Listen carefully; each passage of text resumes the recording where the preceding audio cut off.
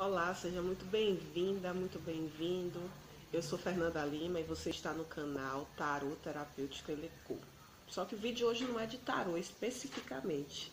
Nós vamos usar um arcano do tarô para falar sobre essa caminhada rumo ao autoconhecimento, né? Nós vamos falar junto aqui com o eremita, né? Porque ele representa muito essa contrabalança da solidão, dos momentos de solitude que a gente se vê quando entra num processo mais profundo de autoconhecimento. É comum que você se sinta, se você já estiver nesse processo de despertar, eu acredito que sim, porque você está assistindo esse vídeo, mas é muito comum que você comece a se sentir estranho, ou mesmo que as pessoas te vejam dessa forma. Nossa, a Fernanda mudou, hein? Ela agora tá tendo comportamentos diferentes, né? E aí as pessoas começam de alguma forma a se afastar de você, porque não entendem muito o que você está passando.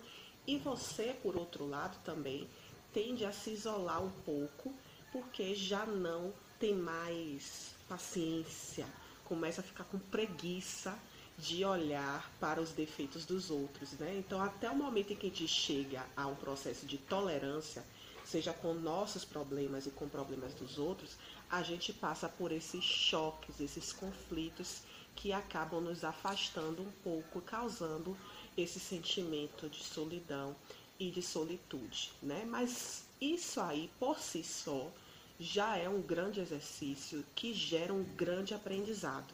E aí eu trouxe aqui o arcano em duas representações, o eremita. Reparem como essa imagem transmite aqui a figura de um sábio, né?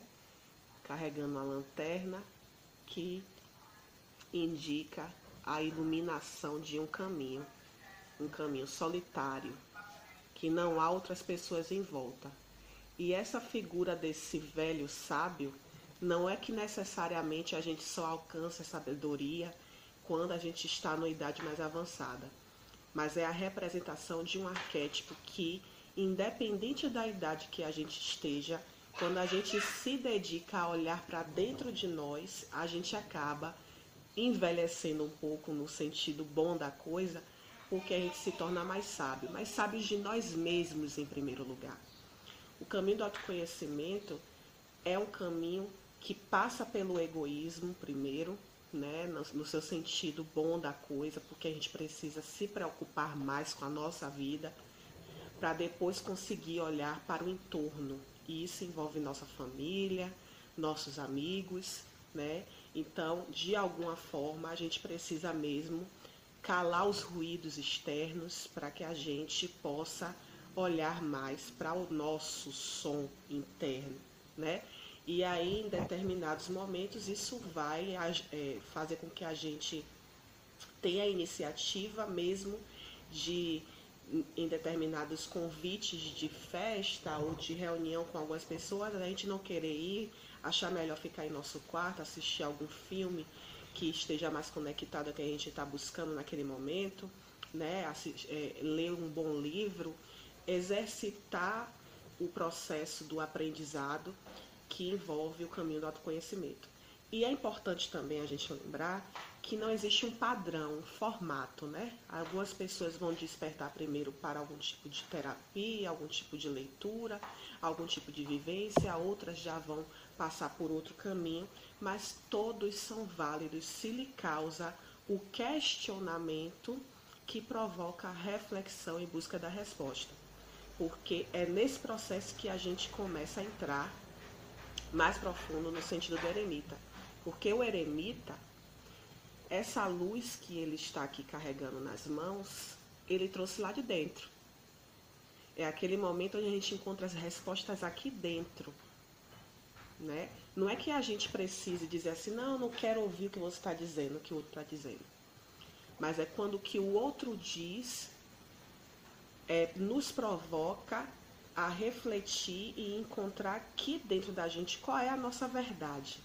Poxa, uma pessoa, minha mãe, meu pai, um amigo, alguém me aconselhou a fazer as coisas de tal forma. Mas e eu? Como eu quero fazer? Como eu me sinto perante a essa situação? Aí a gente entra no processo de solitude, tá? Quando é que a gente percebe que isso está ficando um pouco desregrado, um pouco desequilibrado? É quando a solitude passa a se tornar solidão.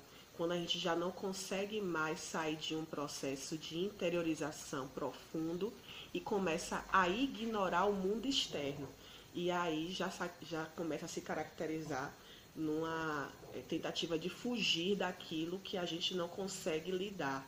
E isso passa a ser também uma regressão, né? Porque o processo de autoconhecimento deve nos colocar capazes de lidar com as diferenças, capazes de respeitar os processos do outro, o tempo do outro, a opinião do outro, né? Então, quando a gente também passa pela primeira fase, que é mais dolorosa, a gente começa a ficar mais em paz conosco mesmo, e o outro passa a ter mais trabalho para nos tirar desse eixo emocional, quando discorda da nossa opinião, quando não faz aquilo que a gente deseja que o outro faça, e a gente também passa a exigir menos, não porque deixa de se importar com o outro, mas porque entende que o tempo do outro é diferente do nosso, e por aí vai.